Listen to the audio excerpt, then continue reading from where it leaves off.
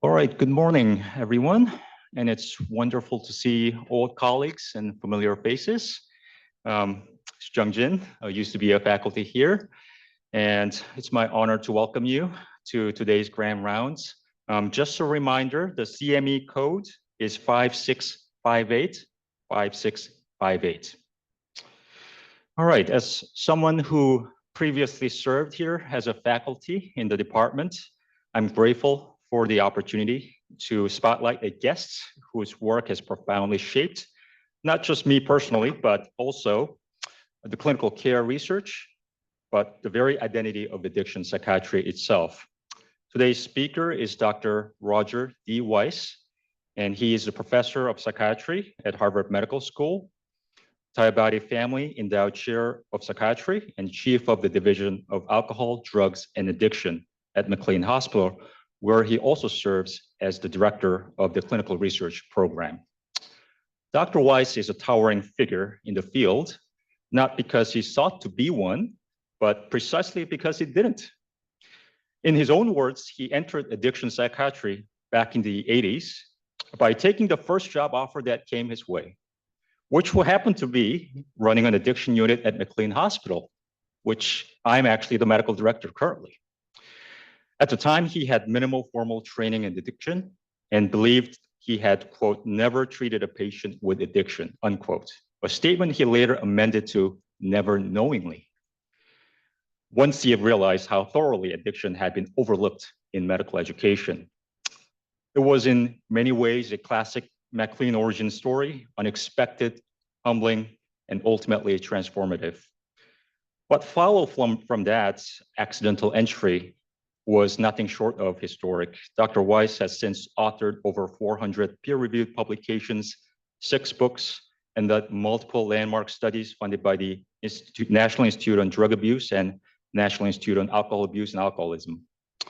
He led the prescription opioid addiction treatment study, the POST study, which found that most patients with opioid use disorder relapse after stopping buprenorphine, even with counseling, making a strong case for sustained medication treatment and maybe for rethinking our obsession with neat endpoints. He's also the lead investigator in the ongoing retention, duration, and discontinuation, the RDD trial, which is testing how to keep patients on treatment, especially medication for opioid disorder, longer, and how to help them transition off of it when the time is right, if ever. And as a key investigator in the combined study, he helped answer a question that many clinicians were already asking at 5 p.m. on Fridays, which is, what works best, pills, therapy, or both? His development of integrated group therapy, a structured psychotherapy for individuals with co-occurring bipolar disorder and substance use disorders, has been adopted widely in the US and internationally, including in Canada, France, and Switzerland. And yes, there are sightings in Nepal as well. Dr. Weiss has served as vice chair of the American Psychiatric Association Task Force on Practice Guidelines for Patients with Substance Use Disorders, sits on numerous editorial boards, and just to round out an already improbable resume, served as a substance use consultant to the Boston Red Sox, which, given the nature of the professional sports, may have been his most diagnostically layered assignment yet. He has received nearly every major award in the field, including honors from the Center for Addiction and Mental Health in Toronto, the Hazelden Betty Ford Foundation, and the Spanish Society for Dual Disorders. He is also the recipient of the McLean Hospital's Excellence in Mentoring Award, a distinction especially meaningful to those of us who are fortunate enough to work with him as trainees. But beyond the accolades, what makes Dr. Weiss so revered is his unwavering commitment to the clinical front lines. Even as he became one of the most influential addiction researchers of his generation, he never stepped away from clinical patient care. As he often says to everybody, that's where the good research questions come from. And to this day, he draws from hundreds of clinical stories, many of them equal parts educational and entertaining. Before I came to Minnesota, he offered me one piece of advice that has stuck with me. Make sure you like the people you work with, because if you like the people you work with, you will like it. You will like coming to work. And that advice is deeply felt whenever I work with him. Those who know him best describe his leadership as not as showy or performative, but as steady, thoughtful, and gracious, the kind of leadership that builds teams, not empires. At a time when psychiatry and academic medicine face increasing complexity and uncertainty, Dr. Weiss reminds all of us that work of integration, grace, and cohesion isn't just a therapy model, it's an imperative. Please join me in welcoming a pioneer, a mentor, and one of the architects of modern addiction psychiatry, Dr. Roger D. Weiss.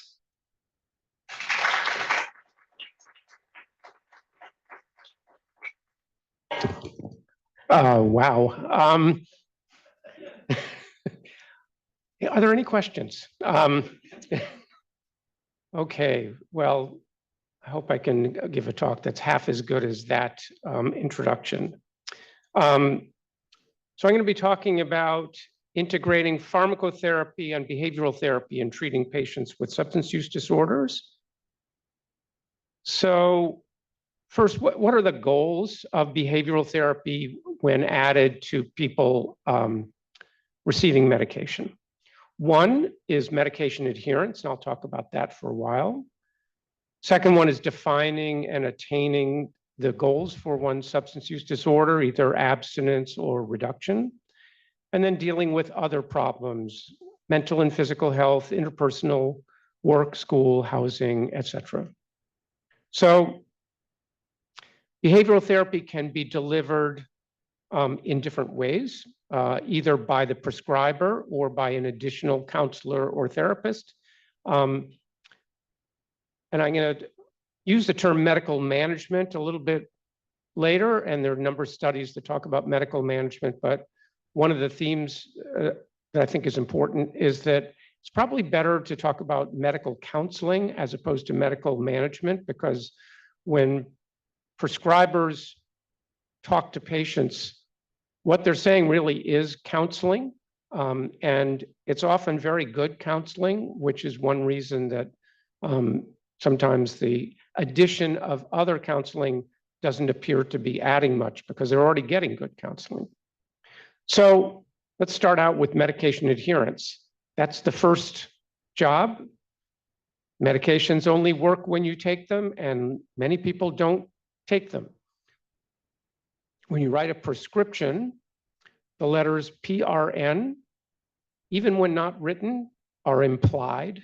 So once people get their pill bottle, they will take those pills whenever they want, however they want. And that's one of the big issues in the treatment of any patient for any disorder, but in particular for people with substance use disorders. So why don't people take medications as prescribed? There are a number of different categories of reasons. One is related to the medication itself. Maybe it doesn't work, or the patient thinks it's not working.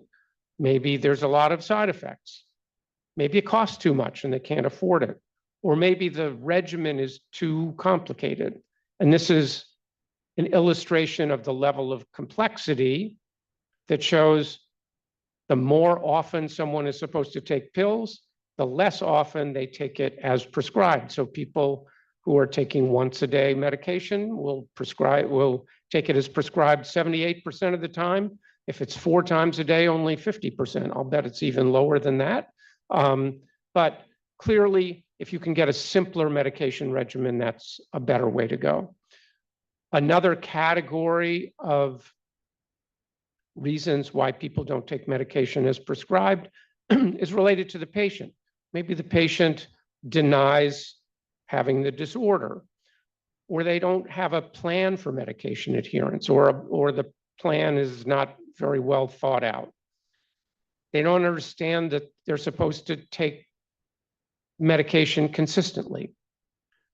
They have misconceptions or real fears about the medications, or they're forgetful, maybe because of the disorder, maybe because the medication is making them even more forgetful. So there are a variety of patient-related reasons why folks will be non-adherent. Could be related to the substance use disorder itself. Maybe people want to get high with the medication, so they take too much, depending on what the medication is. Maybe the flip side, the medication interferes with or blocks the drug high, and so they don't want to take it. Or maybe they don't want to mix medications with drugs, so they take the drug and not the medication. Then there's social support related reasons. So maybe family members or friends or members of a peer support group discourage use of a particular medication. This is particularly true with agonist medications for opioid use disorder. For example, Narcotics Anonymous discourages use of buprenorphine or methadone. Alcoholics Anonymous, on the other hand, does not discourage proper use of medications. And then there's the perceived stigma that's attached to taking medication. Again, this is particularly true with opioid use disorder medications. Another category of reason is the prescribers themselves. Maybe the clinician isn't sure about the treatment's effectiveness and sort of consciously or unconsciously gives that message to the patient. Or the clinician communicates poorly, doesn't really get into the rationale, why they're supposed to do it, doesn't really talk about how to use the medication well, risks and benefits. And then finally, there's psychiatric related reasons. Patient is severely depressed and pessimism about treatment. Why bother to take the medications? They're anxious about side effects, or they're impatient waiting for the medication to work, so they take more. So non-adherence, we think about it in terms of taking too little, but it doesn't always mean taking too little. Sometimes it means taking too much.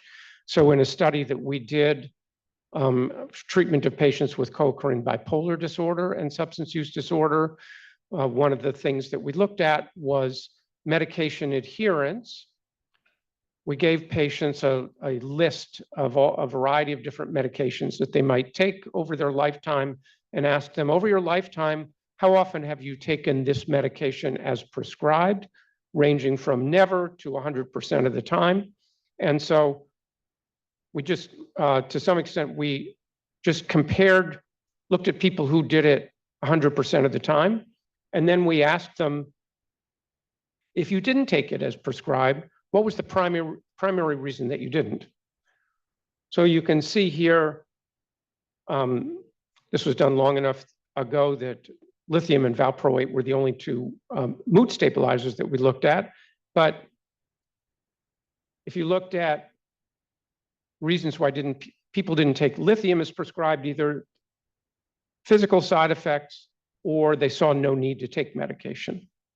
For valproate, the primary reason they didn't was the hassle of blood tests, which they didn't like. But one of the interesting things was they wanted to use. So this was people, I don't want to mix my valproate with my drinking, so I'm just going to drink and not take the valproate. But then if you go down to the bottom, looking at benzodiazepines, people took more than prescribed, but they did for two different reasons. One, they took more to get high, no great surprise. And then the other, they took more because they were impatient waiting for the medication to work, so they took more. Same result, they're taking more than prescribed, but a different thought process behind it. But it wasn't just medications like benzodiazepines, where it's no surprise people would take more than prescribed, but also neuroleptics. People took more than prescribed, sometimes to get high. So people, back in the day, there used to be an antipsychotic called Mellaril, which had severe anticholinergic side effects. Most people who were prescribed it hated it. Patients in our treatment program called it Melithril because they liked the anticholinergic and sedating effects. They were also impatient waiting for the medication to work or to modify substance use effects. Tricyclics, most common form of non-adherence was to take more than prescribed. I'm supposed to take 50 milligrams of disipramine, but I'm really depressed today, so I'm going to take 200 milligrams. These are the same folks that will take 6 Tylenol when they have a headache. So the thing that I learned from doing this little sub-study was, prior to doing this, if I was prescribing medication for someone, I would say, "You're taking your medication?" "Yes." "You having any side effects?"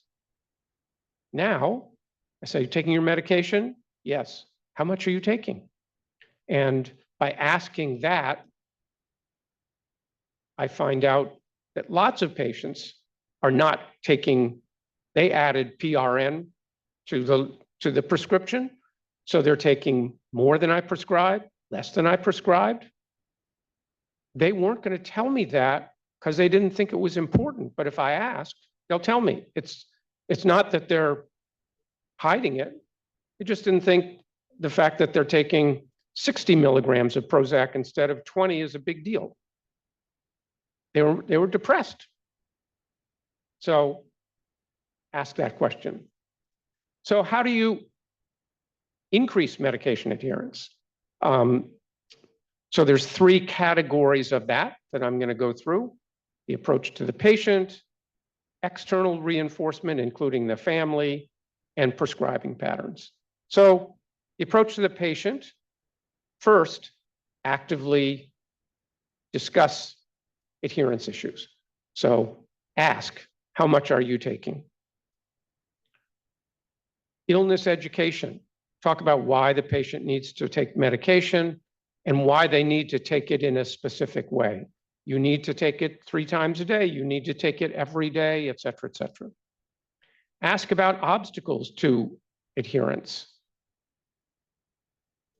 Do you understand how you're supposed to take the medication? How do you feel about that? Is the regimen complicated or is it simple? And then behavioral aids such as Post-it notes to put on your bathroom mirror or by your bedside, or put the pill bottle right next to your, or to put it on your night table. Set your alarm on your phone or your watch to take medications at a certain time. It's not easy to remember to take medications, and it's harder when you have to take it more than once a day. So these things help. What about external reinforcements? Including the family in the discussion about medication can be very important. Family members can be either your greatest ally, or they can interfere. And a lot of that really depends on, do they understand what's going on? I'm going to talk a little bit later about an example of this, the disulfiram contract, as a specific way to deal with that. And then contingency management, such as rewards for taking medication. And then there's prescribing and dosing issues. The simpler, the better. I already showed, once a day is a lot more likely to lead to adherence than twice a day, 3 times, et cetera. Pill boxes that help people to keep track of what they're taking, longer acting or forgiving medications, and then, of course, depot medications, whether you're talking about injectable buprenorphine, injectable naltrexone, so that people only have to make 1 decision a month, as opposed to 1 decision every day. So now let's get into some of the details of specific medications and specific behavioral treatments that fit that medication. So there are 3 FDA-approved medications for alcohol use disorder: disulfiram or Antabuse, naltrexone, and acamprosate. So disulfiram inhibits the interferes with the metabolism of alcohol by inhibiting aldehyde dehydrogenase, one of the enzymes involved in the metabolism of alcohol. And what you end up, it's essentially creating a dam in the middle of the metabolic process so that you get a buildup of acetaldehyde, which doesn't get metabolized, and you essentially get acetaldehyde poisoning when alcohol is ingested. The reaction occurs, people get sick 10 to 15 minutes after drinking. Non-adherence is very much the rule rather than the exception for people who are prescribed it. It's only suitable for people seeking abstinence, people who want to reduce their drinking. Disulfiram is essentially contraindicated because they're going to get sick all the time. So there was a psychologist at Harvard Medical School years ago who developed something called the disulfiram or the antabuse contract. That's what, and it was incorporated as part of something called behavioral couples therapy, which, to sort of oversimplify what it does, is it's sort of, if you do this for me, I'll do that for you. So this was done at a VA hospital. So the patients in these early studies were all men. And so the antabuse contract, they gave the husband and the wife a script.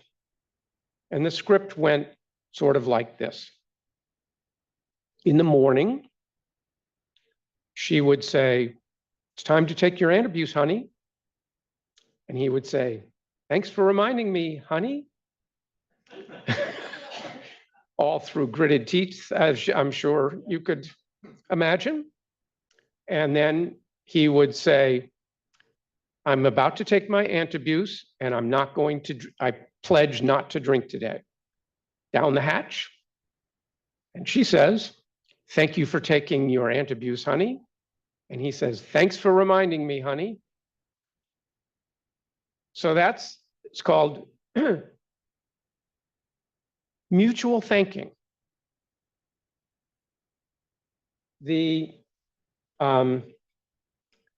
one other part to the antabuse contract, which is that they're not allowed to have any discussion of past or future drinking outside of a therapy appointment, because there has never been a discussion of past or future drinking that has ended with, "I'm so glad we had this chat." So what happens with this? The results were reduced drinking, greater marital satisfaction, less intimate partner violence, and better functioning in their children. So why does all of this happen? So a few things happen. So if you sort of dust off your old psychology textbooks and remember cognitive dissonance, that when you say something often enough, you start to believe it.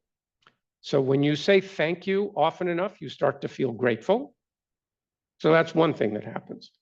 The other thing that happens is after he takes his antabuse, and there's a little asterisk here, because one of the things that not rarely happens is you empty the antabuse and you put Tylenol in your pill bottle and you take that.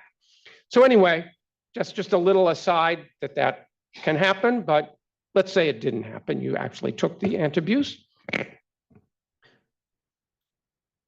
The moment he takes that, he's good for the day. He's not going to drink today. So she relaxes, which means She's not going to be sniffing his breath and looking under the bed for the bottles, et cetera, et cetera. So he's relaxed because he knows she's not doing, when she's doing that, he knows she's doing it. He's tense, she's tense. So each day that he takes that pill, they both now are more relaxed. And the longer this goes on, they're not on edge so much. And the relationship starts to get better and better. So this was a terrific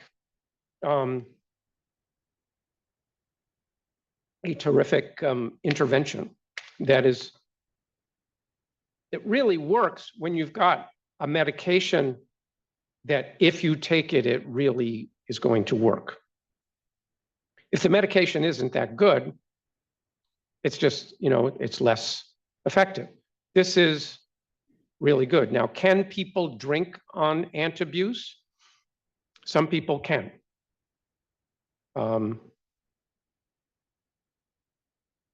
There's a subgroup of people that I have heard about in California, of all places, that will drink just a little bit of alcohol on antabuse, and it gives them some sort of a feeling that they like. I don't know.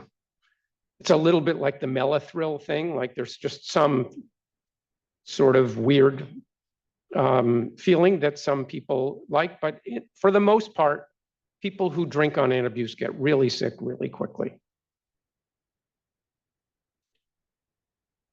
Okay, naltrexone, the most commonly prescribed medication for alcohol use disorder, very different from antabuse. It doesn't make you sick when you drink. Its mechanism of action is that it may reduce alcohol-induced craving. Basically, the first drink tastes like more, which is called the alcohol priming response.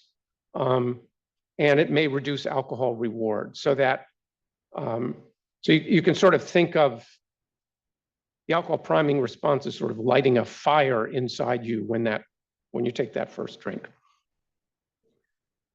It doesn't reduce the likelihood of any drinking, so, but it reduces the likelihood that if you do drink, that you will go on to heavy drinking. So it contains a slip or a lapse. It comes in oral forms, 50 milligram pills, you take one a day, or injectable 4-week injectable form. Like with disulfiram, non-adherence is very common, and the outcomes tend not to be great. So what's the best treatment that goes along with that, behavioral treatment? So the cognitive behavioral therapy seems to have a pretty good record working with naltrexone. One of the things about cognitive behavioral therapy that's specific to it is that it includes a discussion of the abstinence violation effect. The abstinence violation effect basically goes like this. I've been abstinent for 3 months and I took a drink. I've blown my sobriety, I may as well drink the whole bottle. So that's the abstinence violation effect. And so a discussion of that basically says, if you slip, you may feel like giving up and feeling like you've blown your sobriety and then, keep on drinking. That's a very natural feeling. And then you have to fight that with every bone in your body if that happens. So that, to some extent, looks a little like what naltrexone does. It reduces the likelihood that you go from a drink to multiple drinks. So if you look at some of the research, this was a study that was done by Ray Anton, Medical University of South Carolina. Patients on naltrexone or placebo randomized to either cognitive behavioral therapy or motivational enhancement therapy. And the patients who got naltrexone had a longer time to relapse than the placebo patients, and the people who got combined naltrexone and cognitive behavioral therapy had the best outcomes. There's some conflicting results about not every study shows CBT to be great, but in general, most of the literature points in that direction. Acamprosate is the other FDA-approved alcohol use disorder treatment. It interacts with glutamate and GABA neurotransmitter systems and may reduce protracted withdrawal symptoms. One of the problems with acamprosate, other than the fact that it's not clear whether it works very well, but that's just another, that's kind of a problem, but it probably works for some people. But one of the other problems is you have to take it 3 times a day. We saw that if you have to take something more often, the likelihood you're going to do it is not so good. So there's an addiction psychiatrist named Rick Reese out at the University of Washington in Seattle, who came up with something that I thought was pretty ingenious. And he said, to try to turn this lemon of 3 times a day into lemonade, that's something that's actually therapeutic. And so he tells patients, now, you're going to use the TID method. Every time you take a acamprosate, you're going to say, today, that's the T, that's the I, take my acamprosate and do, that's the D, do my recovery work. You spend 1 minute thinking about why you're taking this pill, and you do something like, say, the Serenity Prayer, meditate, do a mindfulness exercise, do something therapeutic, turn this pill taking into a therapeutic experience. So, pretty good idea. So the NIAAA combined study, National Institute on Alcohol Abuse and Alcoholism combined study, largest combination pharmacotherapy, behavioral therapy study for alcohol use disorder, studied optimal combinations of medications and behavioral treatment for alcohol use disorder. So patients either got naltrexone, acamprosate, both or neither. So 4 possibilities, all with and without psychotherapy that was like best practice psychotherapy on top of medical management. So you've got 4 medication conditions, 2 behavioral therapy. That means 8 conditions. Also, since that was not complicated enough, we added 1 more cell, which was psychotherapy alone, no pills, no medical management, which allowed for 2 things. 1, that's how psychotherapy is typically given, not with placebo. And it actually gave us a chance to compare psychotherapy plus placebo versus psychotherapy alone to actually isolate the placebo effect. So this was what we found for the placebo effect. So if you look at the percent days abstinent, you want the higher the better. And what you see here is the best results. Psychotherapy plus medical management, plus placebo outperformed psychotherapy alone. This was the biggest effect of the whole study, the placebo effect. So then the question is, Why? Oftentimes when we think about the placebo effect, we're talking about study participation plus placebo. Everybody was participating, so this was only the placebo effect. So maybe it was the medical management. Maybe it wasn't the pills. So what did medical management consist of? It's an overall health check, advice to abstain from drinking, checking on the medication, and adherence, and advice to attend AA. Even if in the first visit, the patient said, I've been to AA. I'm never going to another AA meeting in my life. Every meeting, they'd say, I think it'd be a good idea for you to go to AA. That's just part of the manual. The medical management meetings were not designed to be medical counseling in this one. It was, what would a primary care doctor that doesn't hate these patients say, who doesn't know anything about alcohol use disorder? So the kind of, the level of actual alcohol-related advice that they were allowed to give would be if someone says, you know, I keep going to this bar and I've been drinking. They are allowed to say, I think going to the bar isn't a good idea. Doesn't take a lot of like specialized knowledge to say that.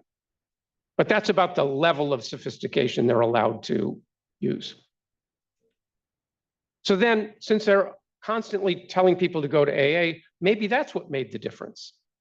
And so what you can see here is patients attending AA during treatment. If you look over to the right, the people who got MM, who got pills, went to AA more than the people who just got psychotherapy. So maybe that's it.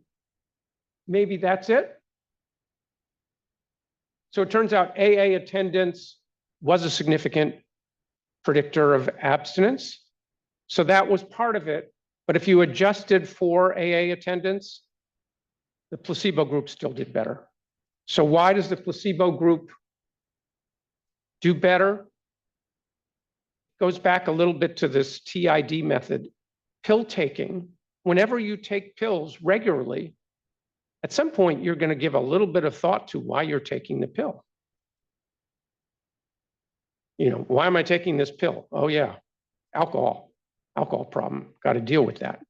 So pill taking reinforces recovery, and it's an additional benefit of medication adherence.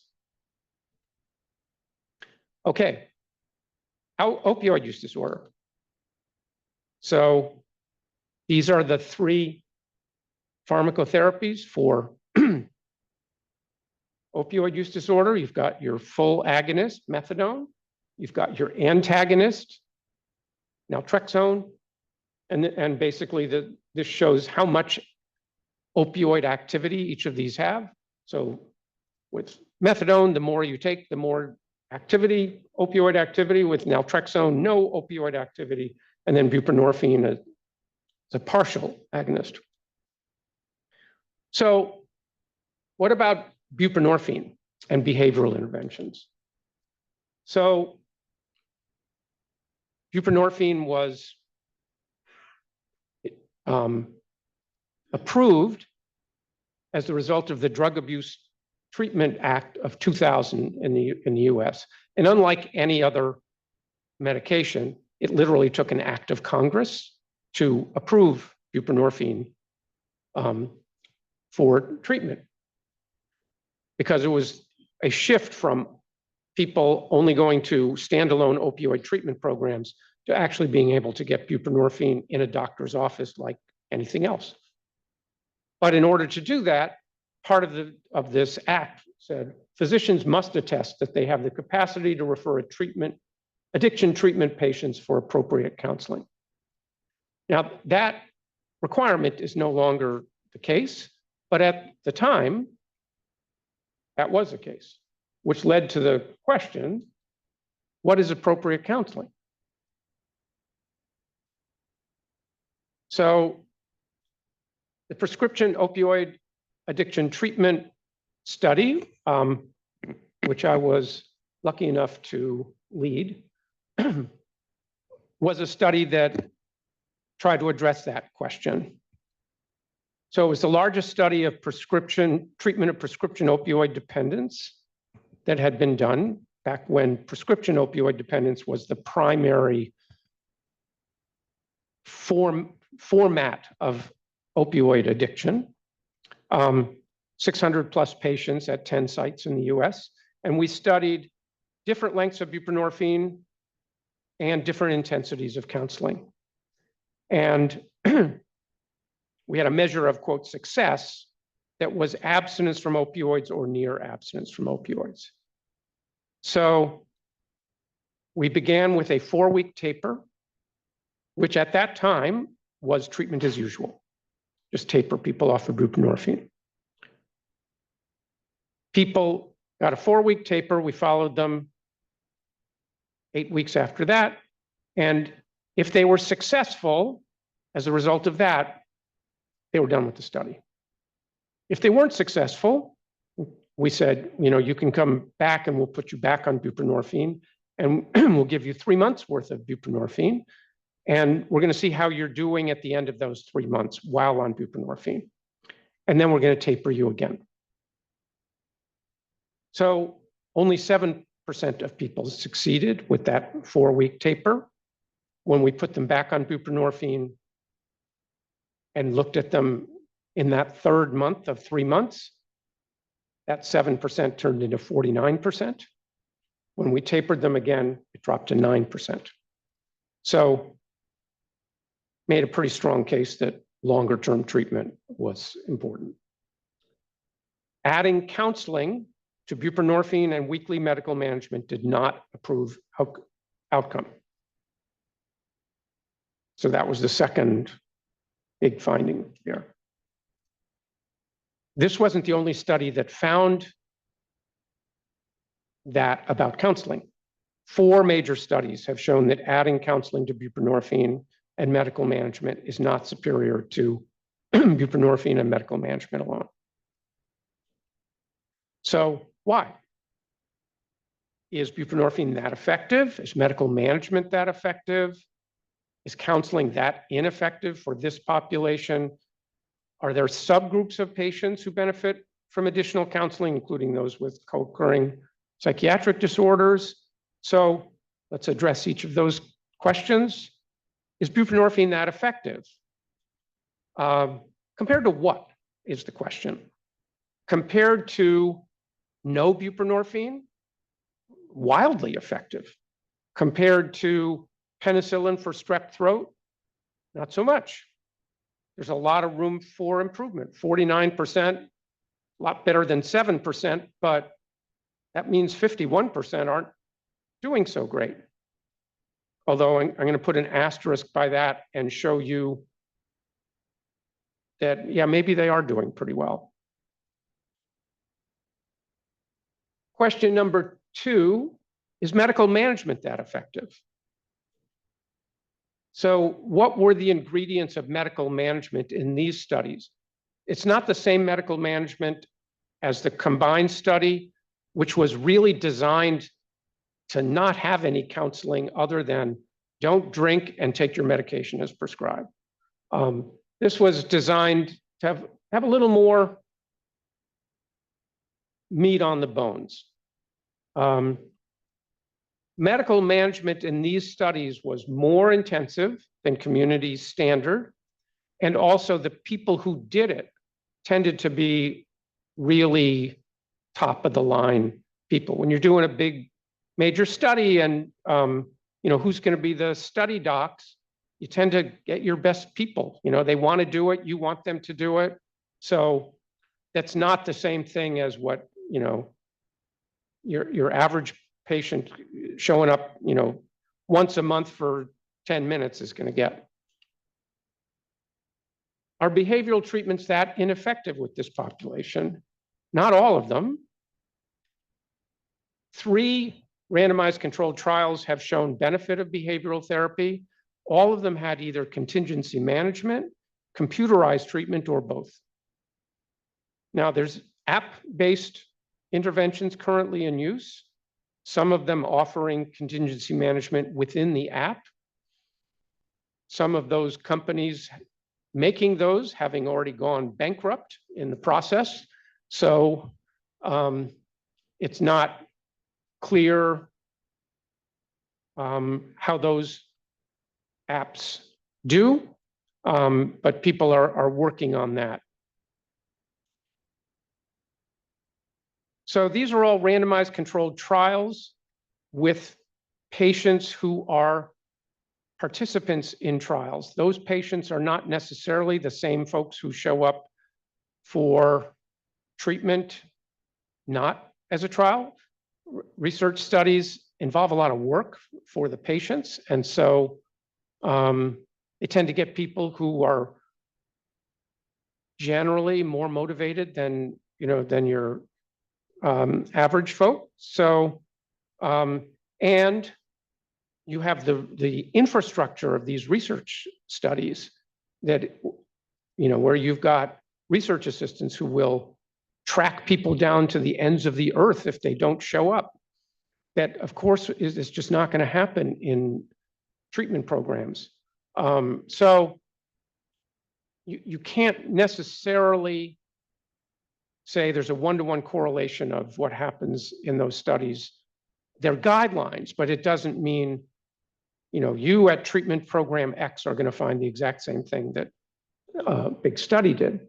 So here are some sort of big data studies of that are not part of clinical trials. One study, a non-randomized study from Pennsylvania Medicaid claims, 5,000 patients. Patients who had at least one counseling or psychotherapy session within the first 8 weeks had better buprenorphine retention. It only took one, at least one, but one was better than none. Another study, another 5,000 patients, another Medicaid study, different state, looking at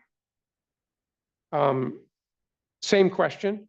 So 74% of patients had either no or few psychosocial services. 17% had what they called low intensity services, an average of less than 2 days a month, and 9% had high intensity, an average of 7 days a month. The buprenorphine retention was higher in the 2 groups receiving the psychosocial services. So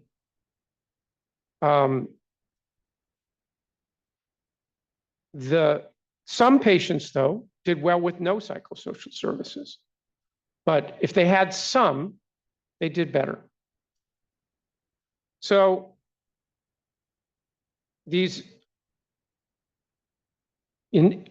one of the issues with non-randomized trials is that people who get high intensity may by definition be the people who are already doing worse. That's why they're getting high intensity treatment. They may not have started with high intensity treatment. So it can make it look like high intensity leads to worse outcomes, when in fact, worse outcomes lead to high intensity. So that's a really important thing when you're looking at these non-randomized studies. And medical management in these randomized controlled trials could actually approximate low or even high intensity services in these database studies. So here's the asterisk that I was talking about, and this is a study that was published a couple months ago from our research group. This was a study that looked at 4 large trials looking at interaction of behavioral therapy and buprenorphine. This particular thing is not about behavioral therapy. it's about something else. All of the studies, including the prescription opiate study that I mentioned, had definitions of success that either were abstinence or near abstinence. So if you used 2 days a week, you would be seen as, quote, non-successful. So this, what you see here is, here we go. Uh-oh. I'll just walk over here. At the beginning here, you see everybody's using about 7 days a week when they enter the trial. And then you see a huge drop-off in, if you look at the blue line, those are the people that were categorized as having success. So they're down about 0 because that's what the definition of success was. But if you look at people who were, quote, not successful, they're averaging 1 day a week. So they're doing really well. Now, this is only people where there was data. People who dropped out of the study are eliminated from this analysis. Anyone that dropped out that we lost to follow-up was called not successful.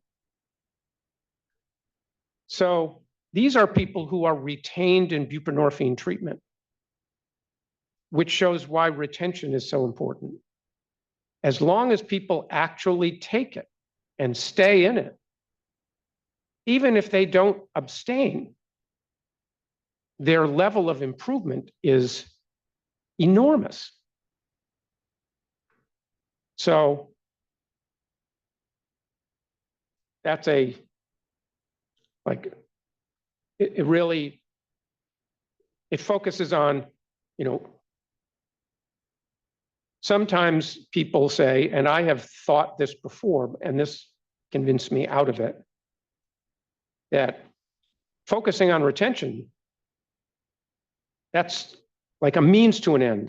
The end is not using or using less, but those two things go together. If you stay in, it's a really good treatment as long as you keep taking it.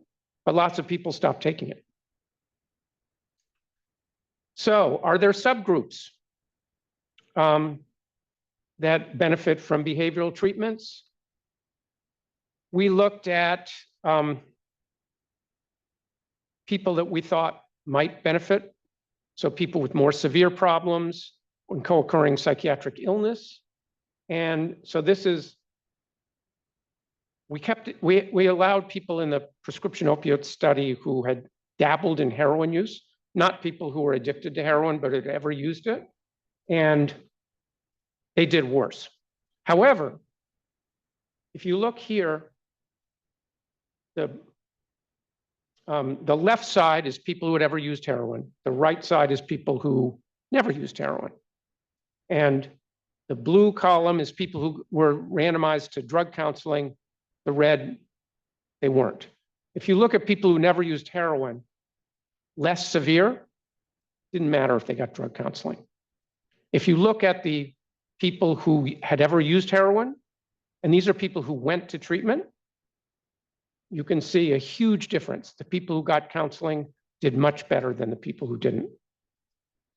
So counseling can help people with more severe problems. It can also help people who have psychiatric illness. By luck, exactly 50% of the people in the trial had another psychiatric disorder. Those with psychiatric illness had more successful outcomes if they got counseling. If they didn't, it didn't matter. So different levels of severity. What about PTSD? Those with PTSD had much more successful outcomes if they got additional counseling. If they didn't have PTSD, no difference. What about mutual help group involvement? So we did a long-term follow-up study in the prescription opioid study. agonist treatment had the best correlation with opioid abstinence over time, with odds ratios of people who were on agonists were 3 to 5 times more likely to be abstinent when we checked them out every year. The only other significant difference was people who went to mutual help group meetings such as AA or NA. So oftentimes people with opioid use disorder are discouraged, particularly from going to NA, but those folks did better. Group treatment. There's different models of group treatments, like a shared medical visit, group-based OUD treatment. There have been no rigorous randomized controlled trials, even though it's a very common treatment. Other behavioral treatments, there's a whole laundry list of, of things that people do: case management, recovery coaches, mindfulness, exercise, yoga, acupuncture, telehealth. They're beginning to get a little bit of a, like certain, little studies that are beginning to point towards mindfulness and recovery coaches. Not a huge literature, but they seem to be helpful. So how do we proceed? So factors to weigh in considering, like, we know many patients do well with buprenorphine and medical management alone. We can't really predict who's going to do well and who isn't. So a lot of patients don't want counseling. So understanding the importance of an early response, treatment response, may help in our decision-making. So we did a little study to look at, does early response to buprenorphine predict later treatment outcome? The rationale for this was, we know, for example, if you go on antidepressant, it's not going to work right away. If you don't respond right away, you should wait a little bit. We don't know about buprenorphine. So what we did is we looked at positive and negative predictive value. Positive predictive value basically is, if you get off to a good start, does that predict a good outcome down the road? Negative predictive value, if you get off to a bad start, does that predict bad outcome down the road? So this is the positive predictive value. Does being abstinent in week 1 predict abstinence in weeks 9 through 12 on buprenorphine? And if you look at week 1 and then the positive predictive value, 49% of people who are abstinent in week 1 will be abstinent in weeks 9 through 12. So it's a coin flip, except a little bit worse. So it's not a great predictor.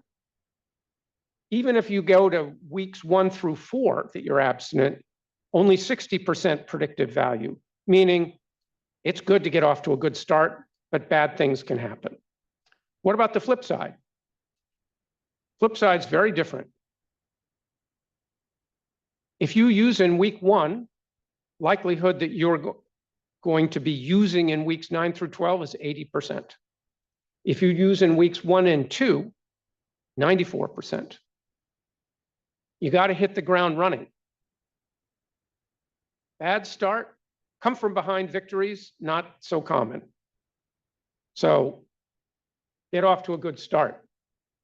Sean Luo at Columbia took our study and 2 other big studies and found something similar. He went with the first 3 weeks instead of the first 2 weeks.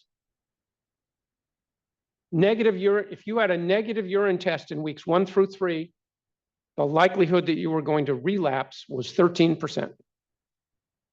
If you had positive or missing urines, 85%. So get off to a good start. So the first 2 to 3 weeks are very important. Patients who abstain in the first 2 to 3 weeks have good to excellent chance of doing well by week 12.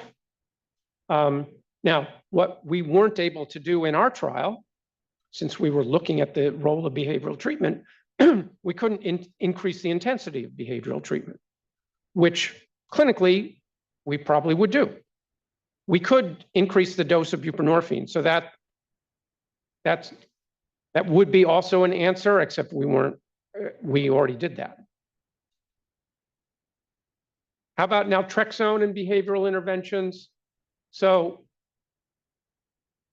adherence to oral naltrexone for people with opioid use disorder is terrible.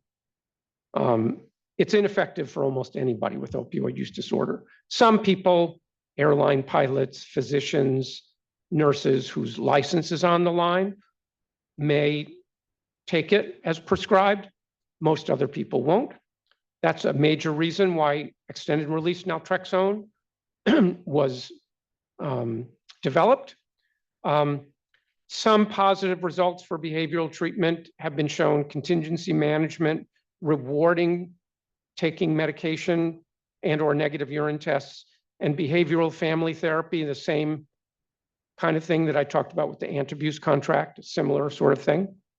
So in conclusion, many factors influence the interaction between medications and behavioral treatment: the efficacy of the medication, the severity of the substance use disorder and associated conditions, mechanism of action of the medication, the treatment goal, abstinence versus reduction, who's delivering the behavioral therapy, and the intensity and context of treatment.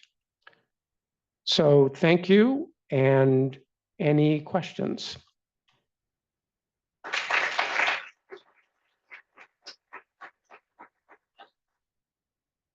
Questions?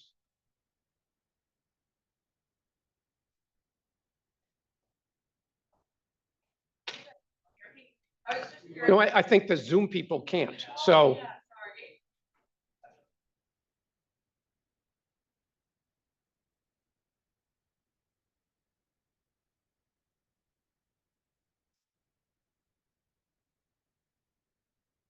Hi, thank you. I was just curious, those adherence rates that you mentioned, they kind of, you see them come down. Is that specific to substance use disorder? I'm sorry, can you say that again? I missed a couple words. The adherence rates by dose? Yes. Is that specific to substance use disorder? No, that was for just That varies across the board? any treatment. Okay, right. thank you. Okay.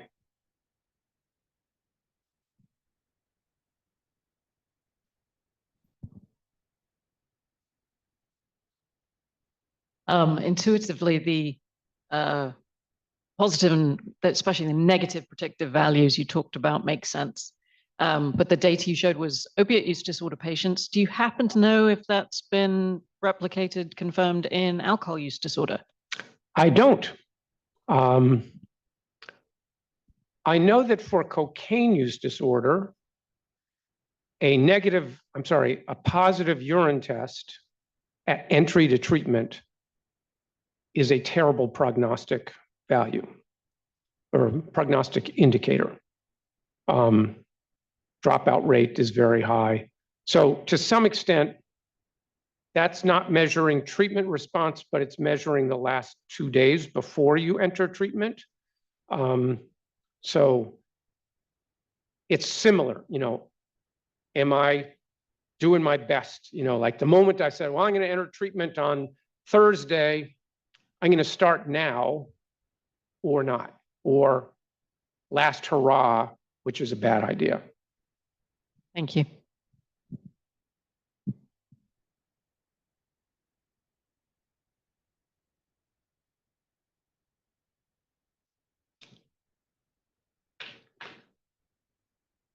I have a question about with adherence in general, a potential issue of cause and effect, or if there could be a sample effect. So for example, people who attend AA, is there just something different about people who choose to do that? Or counseling, or choose to adhere to their medication? And how do you disentangle that?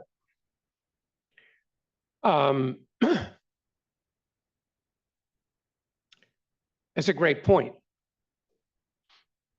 The Walter Ling, who was one of the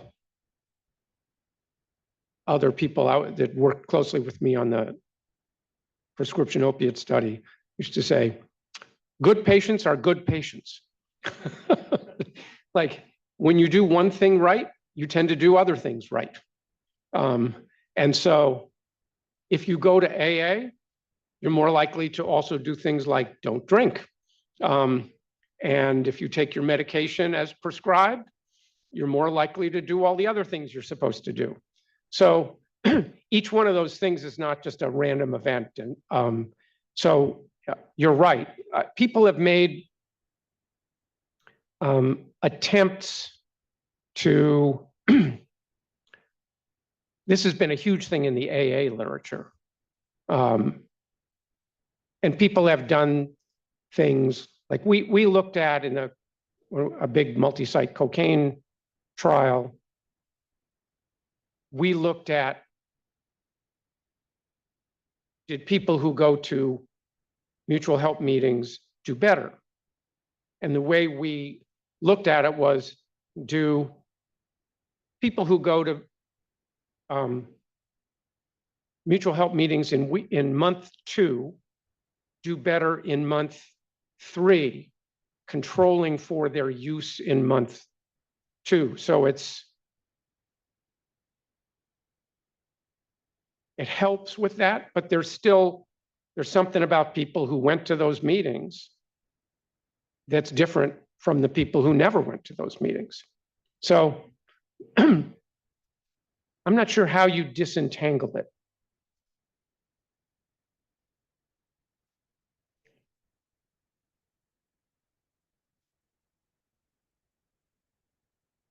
A question from Zoom. As you mentioned, effectiveness of family involvement as a reinforcer, are we talking more about family-oriented care with our psychiatry residents? Sorry, as we are talking about more about family-oriented care with our psychiatry residents, what would this family involvement look like? Well, I think there are a number of different avenues for family involvement. So a very concrete one was the anti-abuse contract. So that's an example of family involvement. There are various family support groups that, for example, at our hospital, we have a free family support group for people who have been in our who are in our treatment program or have been in our treatment program. To the extent that family members get their own support, it helps the patients too, because the family members, being a family member of somebody with an addiction is a dreadful situation, because you really, they say, like in Al-Anon, they say the 3 C's: you can't cure it, you can't control it, you didn't cause it, but you're living with the results of it. And people often get sort of accused of enabling, et cetera, et cetera, et cetera. So family members are often, it's a thankless situation. That's going to come out in negative ways unless people get some support. So encouraging family members to get support either through mutual help groups or more formal ways. There's a specific family intervention called CRAFT, community reinforcement something family therapy, that has a lot of evidence behind it that shows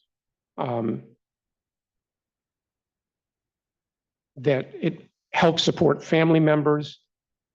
It helps increase the likelihood that the substance user gets into treatment through a very different method from the more old school, quote, interventions. So a perfect example of this is to say to the family member, can you tell when, let's say it's a wife of somebody with alcohol use disorder, can you tell when you're starting a conversation that this is going to lead to a disaster? Answer 99% is, yeah, I know exactly. So don't start that conversation. You know, I mean, it becomes, or if you start it, recognize it and walk away. Just things like that. And things like more positive talk instead of negative talk. So you and your husband have a nice evening out when he wasn't drinking. Say, that was really fun. It's really fun being with you when you're not drinking. As opposed to, it's a lot better, you know, when you're, you know, drunk, you know, I mean, you're so angry all the time and feeling so helpless that you just feel like screaming all the time. So, but it doesn't help. And you can see that in the anti-abuse contract. You've got people who want to kill each other saying, thank you so much, honey. I mean, you know, like forced to say that. And it works.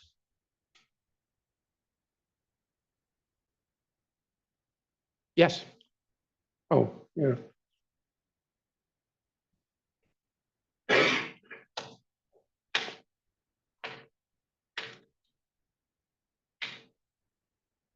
Are there any similar studies to the combined trial that look at the combination of naltrexone and gabapentin instead of acamprosate? Not that I know of. So there were some studies, not the same design as that with all the multiple arms, but they did do naltrexone and gabapentin. Anton did some studies doing those two together. So we can talk about those later. You know what the results were? I'm just not familiar with those. Yeah, so there were two different ones. The second one showed people responding to gabapentin the best who had symptomatic withdrawal symptoms, which you kind of imagine. And it helped in kind of that post-acute withdrawal, like couple month period. But like one of the trials did not show as strong of a response as the combination and didn't actually show that much response to naltrexone at all in one of the trials. Whereas the other one showed some more, and it seemed to be people who had the more symptomatic withdrawal kind of picture did best with both.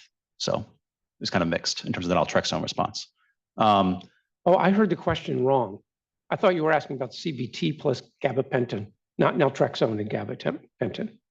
You asked about naltrexone and gabapentin? Oh, sorry. I just, my mind went in the wrong direction. Sorry. Okay. If I misquoted those trials, please let me know. No, that's, okay. You quoted them right. Yes, yeah, good. The family therapy is a wonderful thing. Just trying to get insurance to cover would be wonderful if we could cover family members under their billing, but we can't most, you know, yeah. But that would be a wonderful thing to, you know, propose. The other question I had was about the early treatment response for people who are on methadone. So we expect often, because it takes a while to titrate up in the OTP programs, hopefully people will start doing that faster, but some level of use often in those early periods. And I'm just curious if there is any literature about people who still managed to abstain even when they weren't at a really therapeutic dose, if that also led to better treatment response in methadone programs, if you know about that. I don't know that literature for methadone.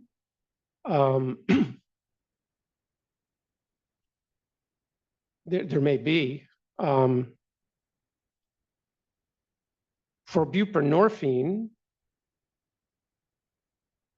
dose recommendations have really been changing. And treatment as usual in a lot of places now is 24 milligrams instead of 16 milligrams. So it's also possible, I mean, back when we did that study and there's other studies they looked at, it was pre-fentanyl. But it's still also possible that all along people would have done better on 24 milligrams of buprenorphine. So when I entered the addiction field a number of years ago, 40 milligrams of methadone was seen as high dose. Now it's seen as low dose. And the push was, we need to get methadone programs to get up to 40 milligrams, because a lot of them didn't. So it's possible that, you know, the 16 milligram a day target that everybody had for buprenorphine for many years was an underdose. And that with this early treatment thing, if we had kept pushing to the dose to 24 milligrams regularly, because not many people got up there, maybe even if they got off to a bad start, they would have done well. Possibly, I don't know.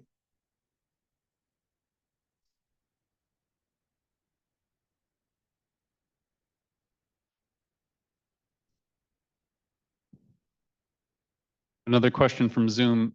Do your data, for example, from the combined study, suggest that the frequency of contact alone has an effect on treatment success? If so, does it have to be the prescriber, other providers, or could it be with oneself, for example, in the form of an app reminding the patient to reflect on their goals?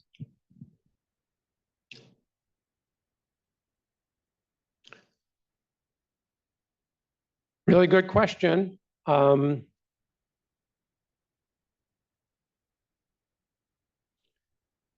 know, there's a lot of these digital treatments now that can remind people as often as every hour or whatever about, you know, how you doing, or time to do a mindfulness exercise or whatever it is that you think might be helpful. I'm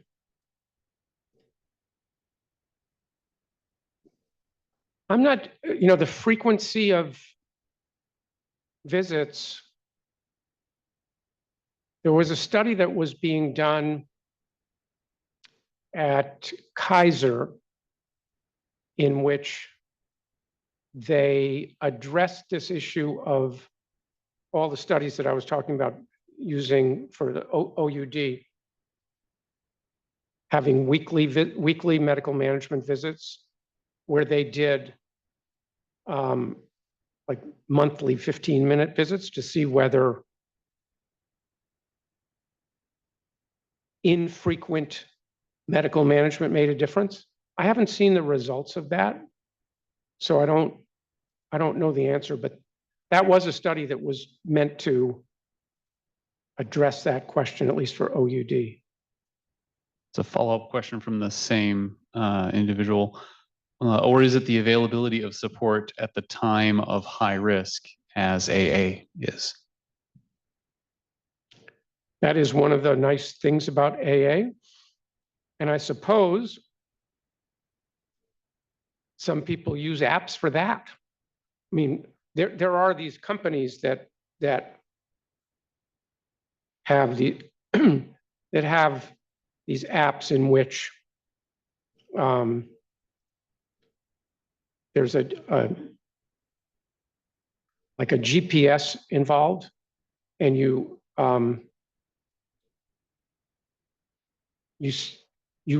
put in, like, these are areas, if I go in there, I should, you know, not exactly get an electric shock, but I will send a message to my virtual counselor or whatever, or actually maybe real counselor, who will ping me and say, what are you doing? So, you know, very often people turn that off, that particular notification, partly for privacy issues. I don't want other people knowing where I'm going. But there have been, I mean, that's an example of people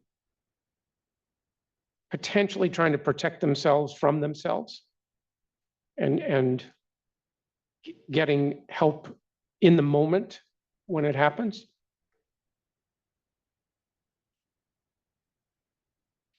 Because there may not be an AA meeting at the moment that you have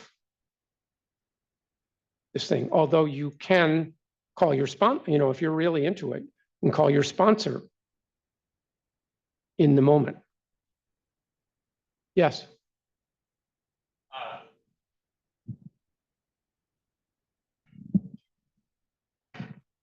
I was just going to add that for other kind of addictive behaviors, not necessarily for alcohol, but like online behaviors, pornography, gambling, I think there are some other apps that or other technologies that utilize some of that checking behavior too, or just added accountability.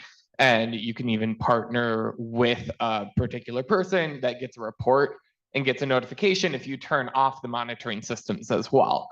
So it doesn't, it's a little bit like Big Brother, but Right. it, kind of with the contract, if the Right. patient agrees to that as Right. a preventative technique, it's something that is potentially available there. So if someone shares their location on their phone, so that way, like a loved one gets a notification that they went to the AA meeting and didn't go to the liquor store instead. Yeah. I think there are really unique, creative ways that technology can be used to provide, again, that context of the accountability. Yeah. To hopefully not even need to do the checking, just knowing that someone could get that notification can be really powerful. Yeah. I mean, and to some extent, people knowing that you're accountable, for example, I was going to use, but I knew I was having a urine test today, so I didn't. That sort of thing.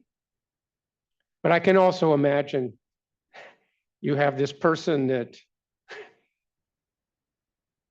you've got some sort of internet addiction and you've got somebody that's going to try to help you with it, and then you turn off notification, you block that person so that they can't, I mean, you can just have like these layers of an onion of all of this, but I mean, at some point you've got to be motivated to help yourself, protect yourself.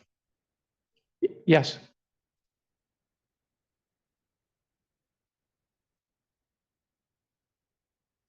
Two questions. One, you mentioned that there are a number of apps that are trying to do some form of contingency management that are going bankrupt. I suppose on your end. Well, just one that I know that went Okay. bankrupt. Gotcha. Unfortunately, it was one we were using in a study. Okay. I guess on that end, that asks the question is, what do you find is a typical barrier for contingency management programs to be effective? Because they usually seem to be the board answer question, but or for them not be effective, but to be more populated. Because so far as I know, only the VA here really has contingency management, even though it's usually the board answer question for a lot of these use disorders. So to run an actual contingency management program is a very complicated experience. We just had a talk at McLean from someone that was running one of these for stimulant use disorder at Boston Medical Center. They have 3 full-time people to administer the contingency management. Not clinicians, 3 full-time administrators. Because rule number 1, there is so much risk involved in doing it because of the possibility of fraud, either by the patients or the staff. You have a bunch of gift cards that you're going to give to people. What happens when they start to disappear? Which they can. So who's going to pay for those 3 full-time people? So you need to have a contract with a payer. Now the VA is willing to pay for all that stuff. Why? Because they're paying for everything else. They're paying for the endocarditis care and the cirrhosis care and the HIV care and all the rest of it. So they're willing to hire all those people to increase the likelihood that their patients actually stop using methamphetamine and cocaine and having all of the expensive medical complications that they are then on the hook for. Not everybody, not every payer is willing to do that. So it's one of those don't try this at home deals to say, let's do contingency management. I went to a workshop at CPDD, which is a drug research meeting, a few years ago. And people, I mean, there have been hundreds of studies showing contingency management is successful for all sorts of things. So I asked the question, if we wanted to do this in our health system, which we were trying to do, what are your suggestions? And the answer was, well, that's a quaint question. I never gave that any thought. I mean, nobody,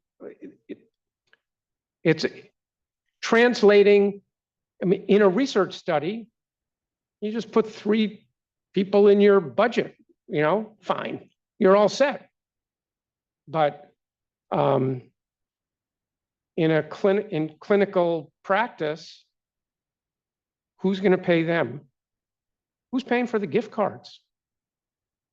Who's paying for the audits that you have to do regularly and the audit of the auditor to make sure that the gift cards have not disappeared?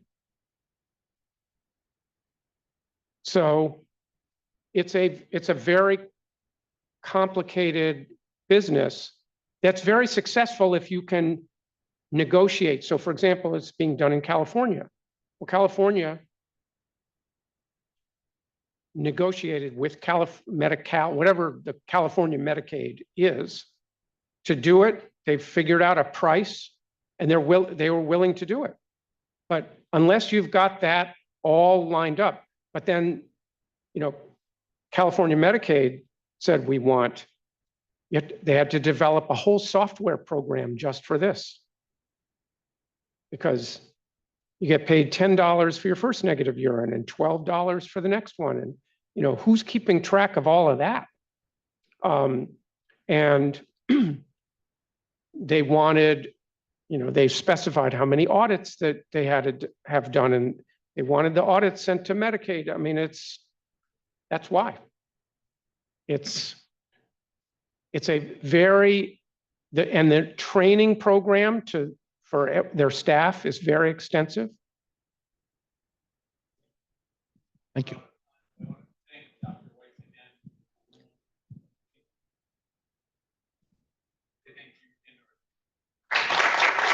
Thank you.